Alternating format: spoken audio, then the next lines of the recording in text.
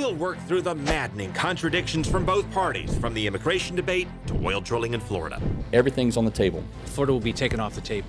It's on the table. It's off the table. There's no deal to protect Florida from drilling. Former Governor and U.S. Senator Bob Graham will join us with his take on drilling and the sex scandals at the state capitol.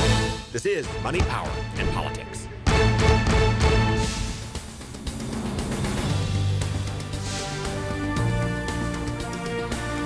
Okay, well, we'll start with video of Democrats negotiating behind the scenes at Capitol Hill. Okay, I'm the only one in this room professional enough that I know of to carry this block for you.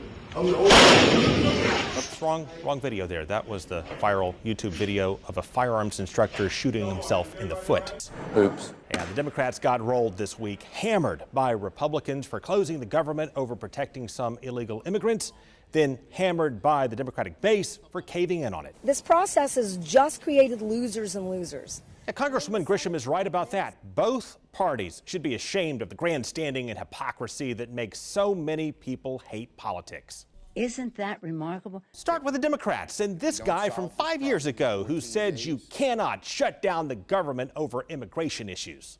Because we believe strongly in immigration reform. We could say we're shutting down the government. It would be governmental chaos. Governmental chaos. He then led the push to shut down the government over immigration issues, along with his Democratic partner, who led the House effort to shut down the government with tactics she once called unthinkable and disgusting when Republicans used them. Well, I joined the American people in their disgust at what happened in terms of the shutdown of government. It's an unthinkable tactic to use. Meanwhile, President Trump threw all the blame at the Democrats, while Trump from 5 years ago said when the government shuts down, it has to be the president's fault. If you say who gets fired, it always has to be the top. In 25 years and 50 years and 100 years from now, when the government is, when they talk about the government shutdown, they're going to be talking about the President of the United States. Who was the president at that time? Mm-hmm. They're not going to be talking who the head of the House was, the head of the Senate, who's running things in Washington. So I really think the pressure is on the president.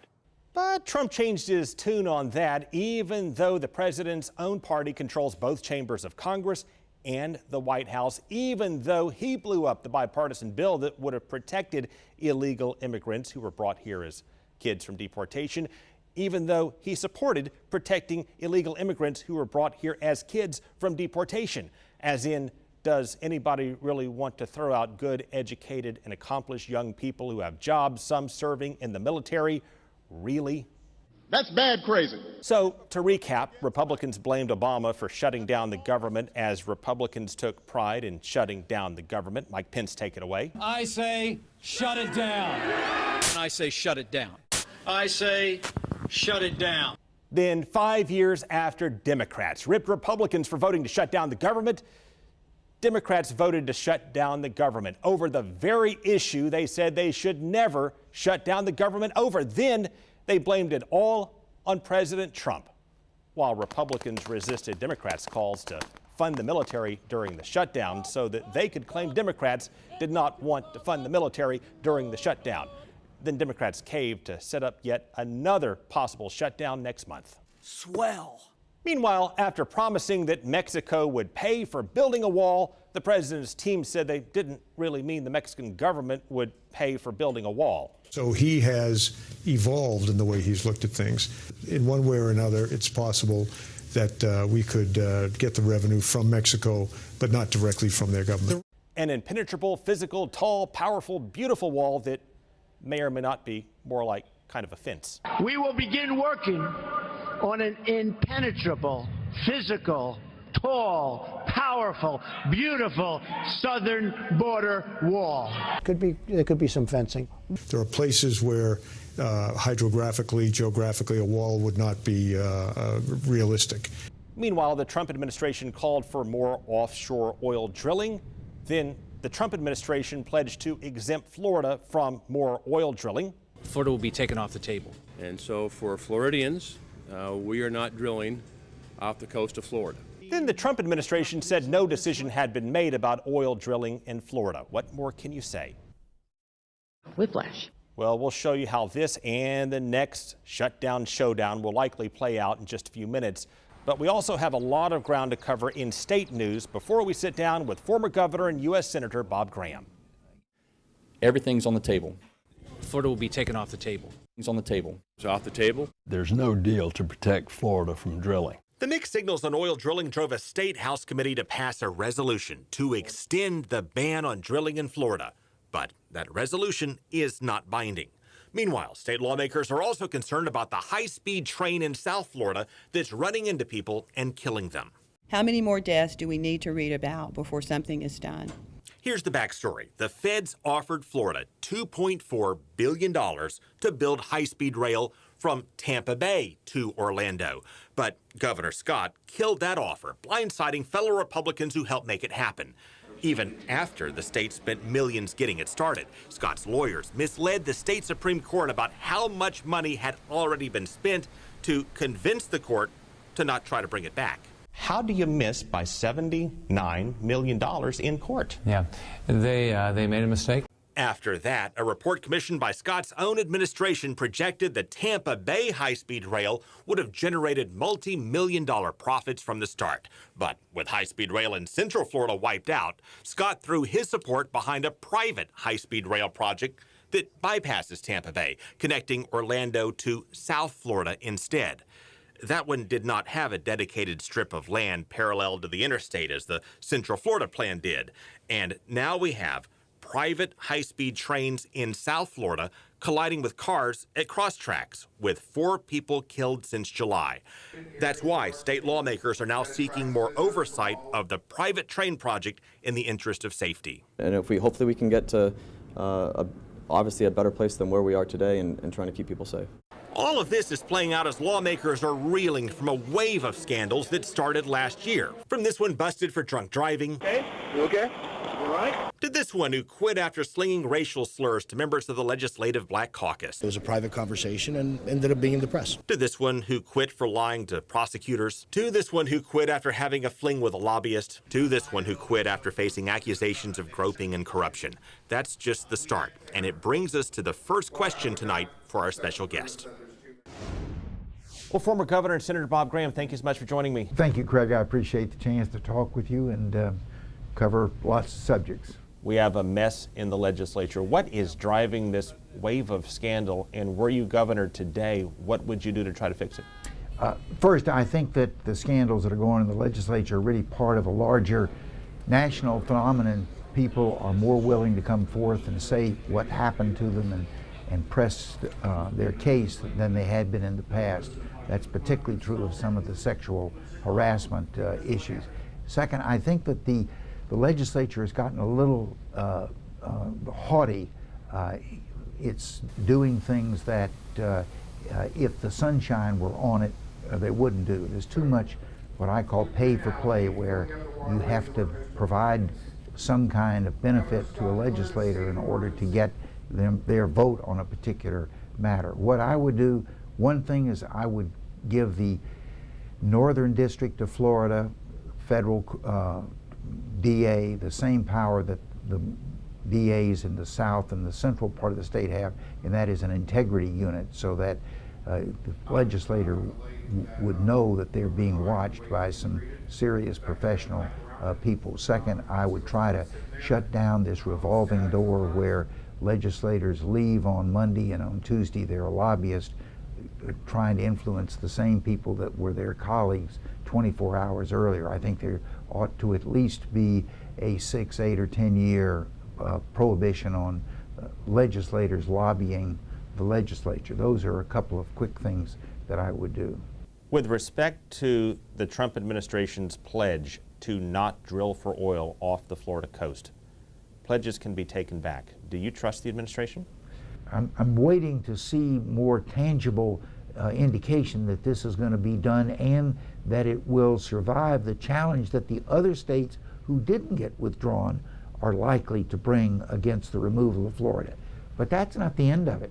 The administration is also slashing the changes in the way we oversee offshore drilling that were taken after the BP oil spill. And I happen to be the co-chair of the presidential commission that did the investigation on BP, so I got a deep lesson in this. We recommended a number of steps to try to assure that the basic safety mechanics on those offshore rigs were world class, and now those regulations are being abolished. We're back to pre-BP standards in many areas. That ought to be on the Florida agenda, because if the rig blows up in the waters of Alabama, a lot of Florida is going to be affected, as a lot of Florida was affected by BP, which blew up in Louisiana waters.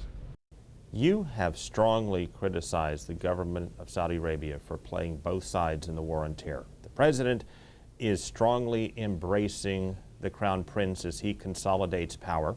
Where is this heading, and what would you change? What I would change is let the people of America know what the Saudi role was in 9/11. I was chairman of the Senate Intelligence Committee. I had access to information that has not yet been made public. I think when the public finds out, and they will eventually, what they're going to find out is that 9/11 would not have happened but for the assistance of Saudi Arabia. And I think that's going to change our attitude towards Saudi Arabia. We're not going to be sending $200 or $300 billion of military armaments to Saudi Arabia once we expose it as being a very perfidious, unreliable ally.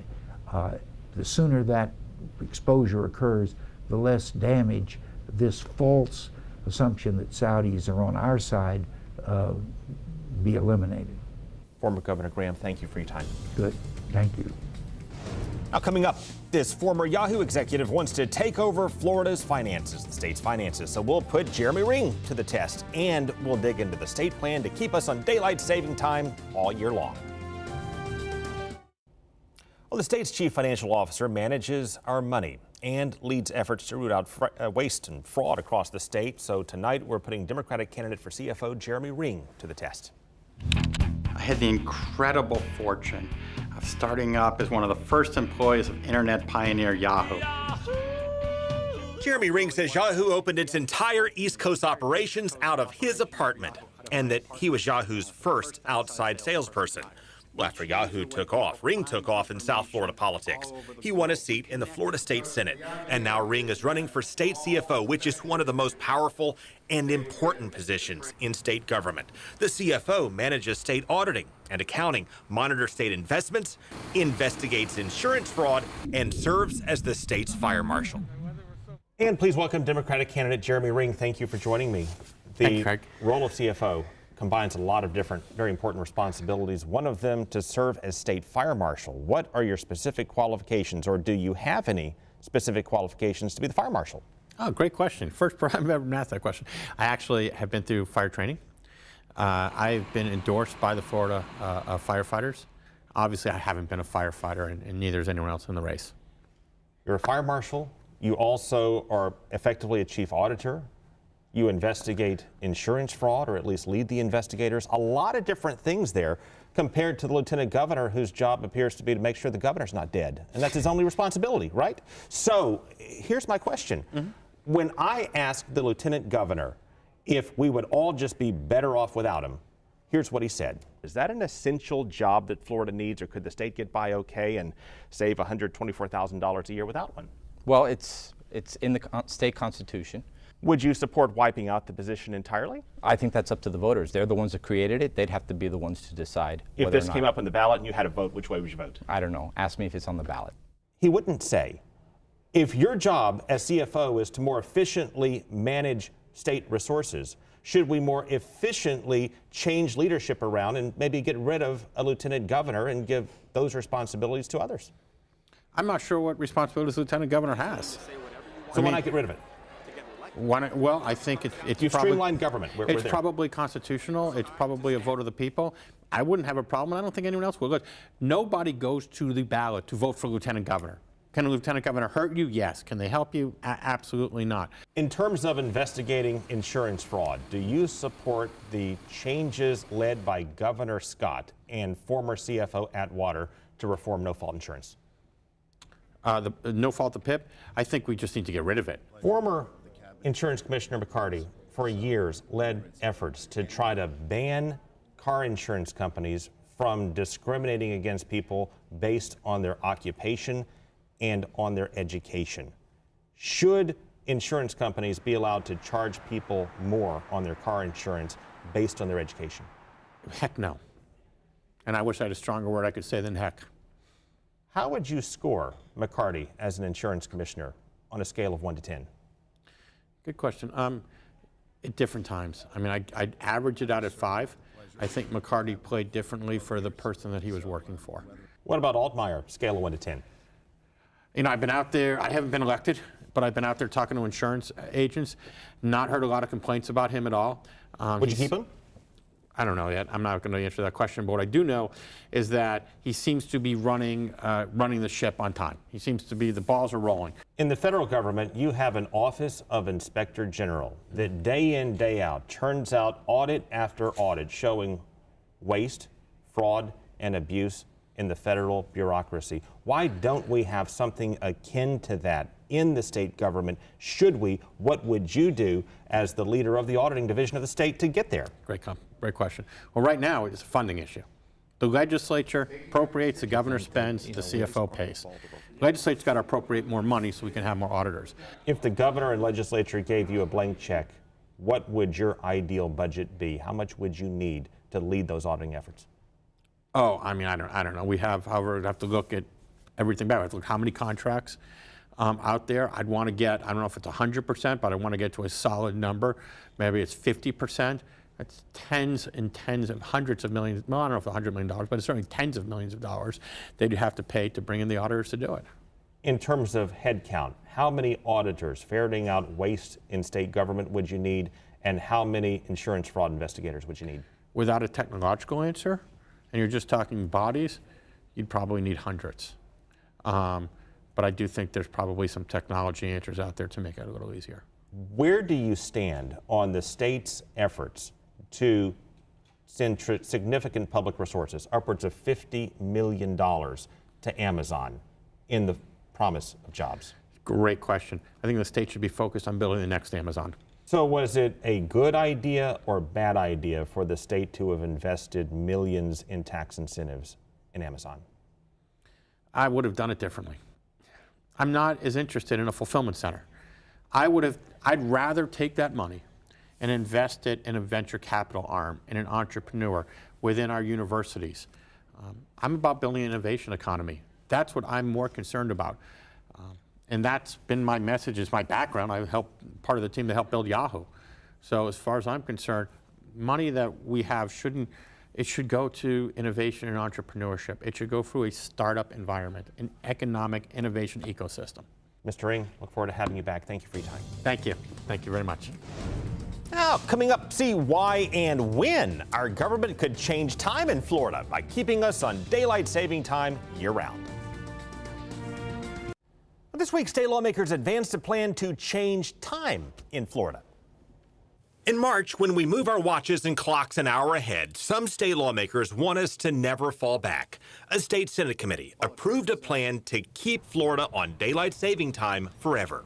The payoff is for especially families with young children is they don't have to deal with their kids having to deal with falling back and having trouble getting to school and having trouble to do all those things.